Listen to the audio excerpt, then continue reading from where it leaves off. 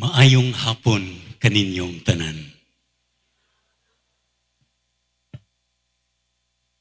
Makapadasig kaayo ang inyong presensya karon. Mga hamtong uban sa atong mga kabatanunan, nagkahiusa aron pagpadayag sa atong pagmahal o pagpanalipod sa atong kinaiyahan.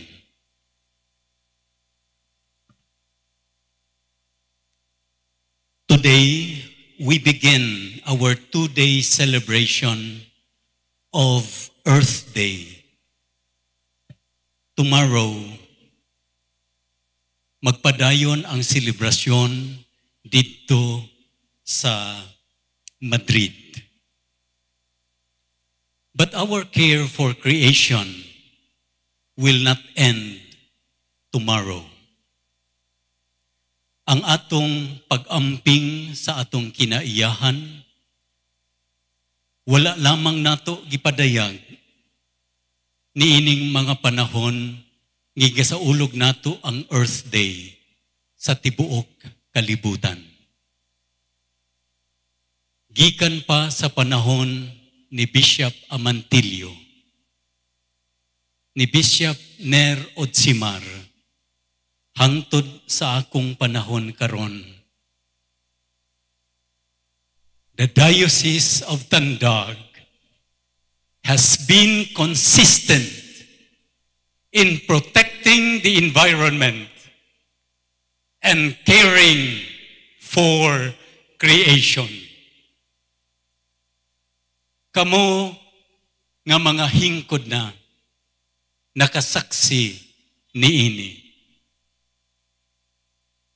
Ug nindot kaayo mga igsuon nga karong adlaw, nagkatigom kitang tanan dinhi sulod niining simbahan.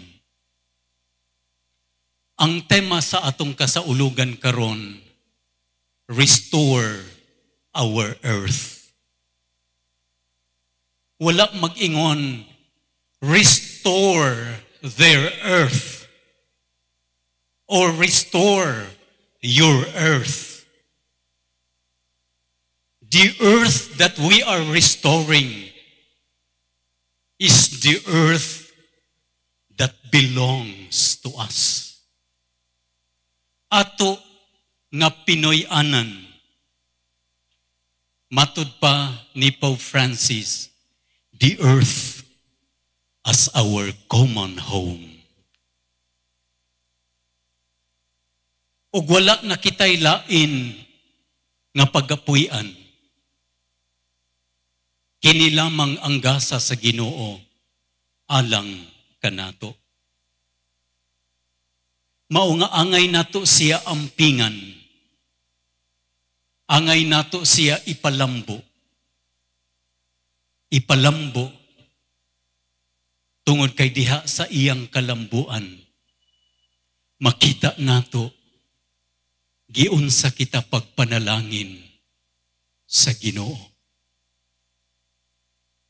Sa akong pagsulod dinhi sa Lianga, dinhi sa diocese nga akong pag-aalagaran, June 13, 2018, misulod ako dinhi sa probinsya sa Surigao del Sur, the Diocese of Tandag, as my new mission. Ug ang una nakong gisudlan,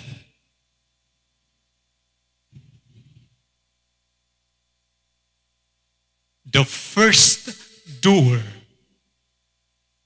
where the new Bishop of Tandag entered, mao ang pultahan sa Lianga.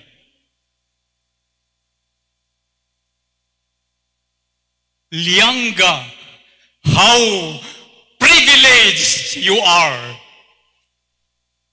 But that privilege also demands a responsibility. Tungod kay dinhi sa akong gisudlan, dinhi usab makita nato nga kinahanglan nato ampingan ang atong kinaiyahan. Dinhi niining maong dapit. Dinhi niining maong simbahan nga una na kong giludhan o giampuan alang sa tibuok diocese sa Tandag. Dinhi nako gibungat ang akong unang-unang mga pulong sa pag-ampo that God will take care of this diocese. And the prayer, the first prayer of the new bishop happened in this beautiful church of Liangka.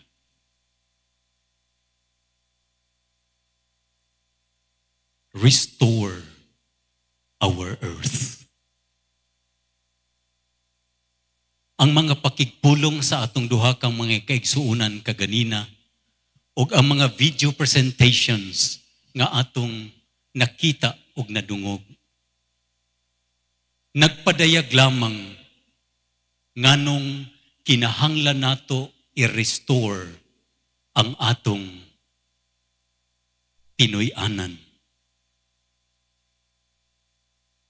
But how do we restore our common home? We can only restore our common home if our right vision is restored in us. And what is the right vision? The right vision is when we look at creation, human and nature,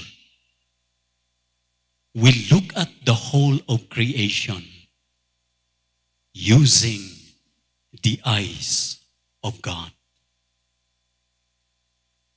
We do not look creation from a consumerist eyes, from an economic eyes. We use the eyes of faith. We use the eyes of contemplation that belongs to the mystic to be able to see creation as our common home. Dili nga matagtanaw nato sa dagat, matagtanaw nato sa dagko nga mga punuan sa kahoy, atong makita ang ginansya. The erosion of the mountains happened just as a second moment.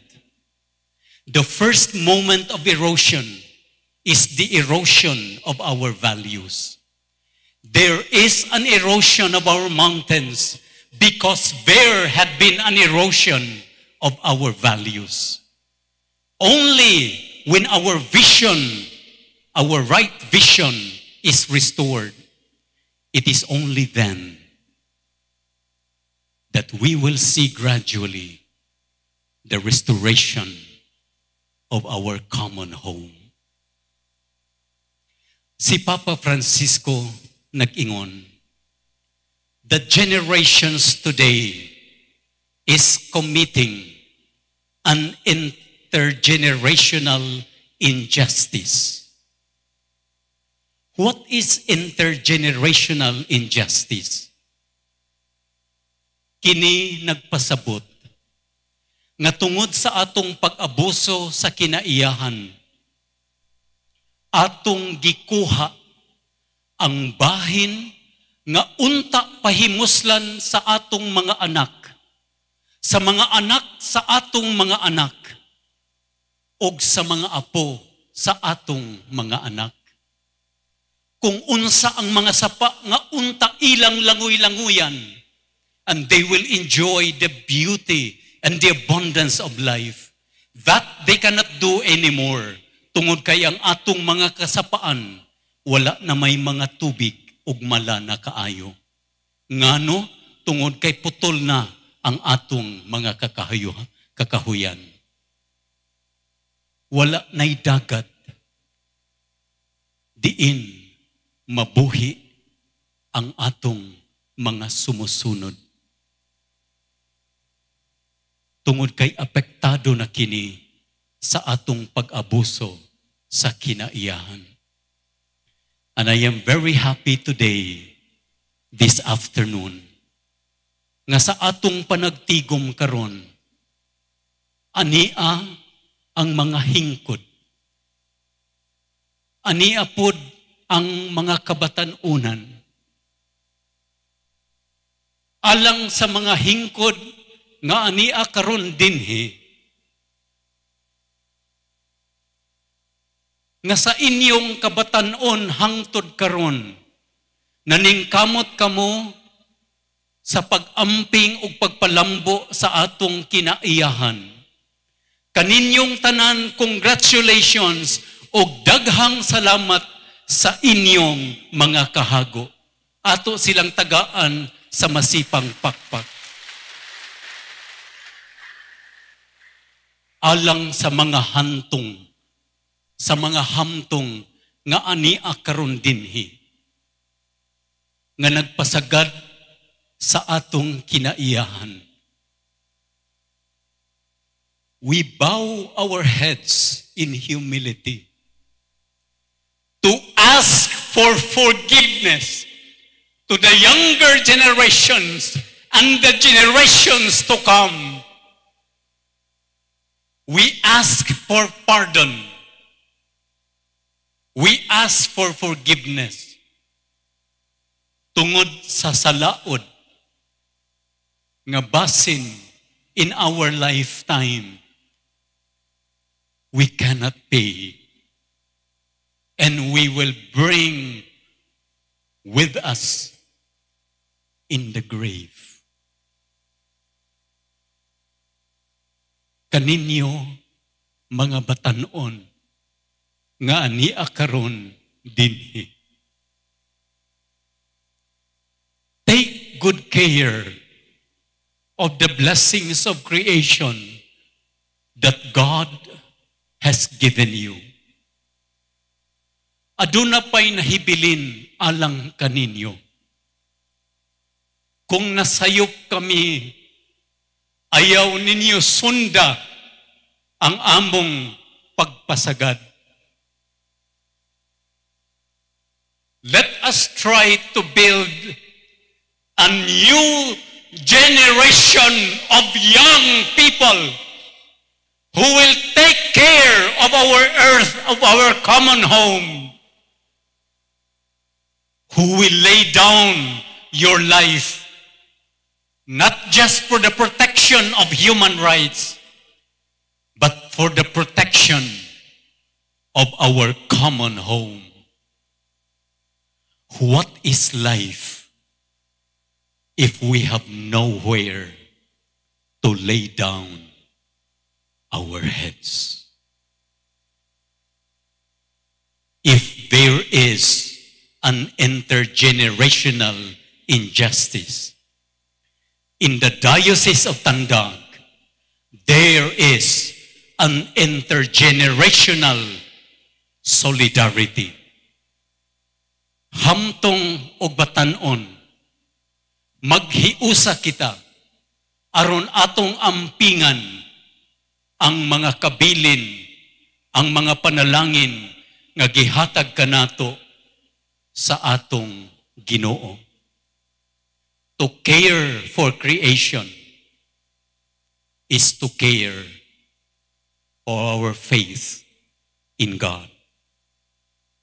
When we care for creation, it is a sign that we are very grateful for all the blessings that God has given us, not just in the past, but in the present moment and the years to come.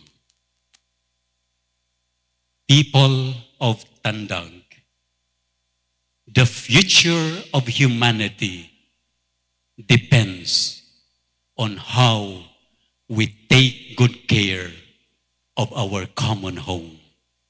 Daghang salamat ug maayong hapon kaninyong tanan.